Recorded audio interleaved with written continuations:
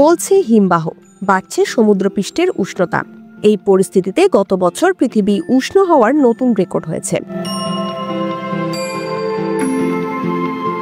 পৃথিবীর উষ্ণতা কেন ক্রমে বাড়ছে? চাকরি হচ্ছে না, কম্পিউটারে দক্ষতা নেই? আজই যোগাযোগ করুন জেলা পরিষদ কম্পিউটার আলোর পথে, রংপুর।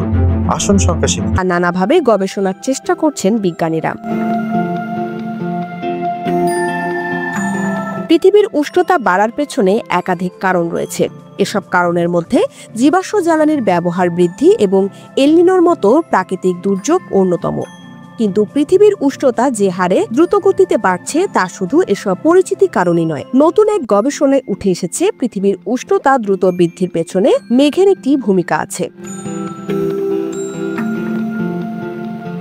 মহাসাগরগুলোর উপরে নিচু মেঘের আচ্ছাদন দ্রুতগতিতে কমেছে। এটি উষ্ণতা বৃদ্ধিতে বড় ভূমিকা রাখছে। ভবিষ্যতে এই প্রবণতা নানা ধরনের সমস্যা সৃষ্টি করতে পারে। নতুন গবেষণায় প্রতিবেদনের লেখক ও জার্মানির আলফ্রেড ওয়েজেনার ইনস্টিটিউটের জলবায়ু পদার্থবিদ হেলগে গোয়েসলিং বলেন, কম উজ্জ্বল ও কম নিচু মেঘের অর্থ পৃথিবী আগের চেয়ে অন্ধকার হয়েছে। এই প্রবণতাকে বলা হয় অ্যালবেডো। এর মাধ্যমে পৃথিবীতে প্রতিফলিত ও বিচ্ছুরিত সূর্যরশ্মি ক্ষুদ্র তরঙ্গরূপে আবার মহাশূন্যে ফিরে যাওয়াকে বোঝায়।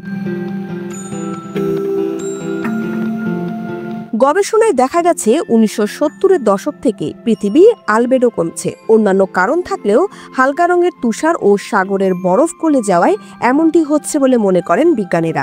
মানসম্মত শিক্ষার আলো ছড়িয়ে দেব সর্বত্র। একদিন আমরাই করব বিশ্বজয়। মেধা তৈরিতে, মেধা বিকাশে, মেধা মূল্যায়নে শিবরাম স্মৃতি pre cadet school and college, Rangpur.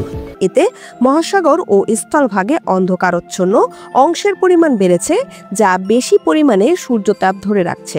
এই কারণে পৃথিবীর উষ্ণতা বাড়ছে।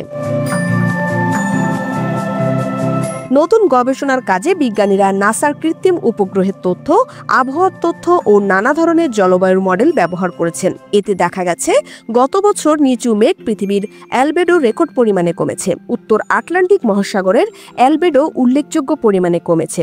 সাধারণত এক বছরে যে পরিমাণ নিচু মেঘের আচ্ছাদন কমে, শুধু গত এক বছরে সেই পরিমাণ কমেছে। তবে কেন এমনটি হচ্ছে তা এখনো বিশ্লেষণ করা যাচ্ছে না। ইন্দ্রাণী মুখার্জি, ডেস্ক রিপোর্ট, সকালের বাণী।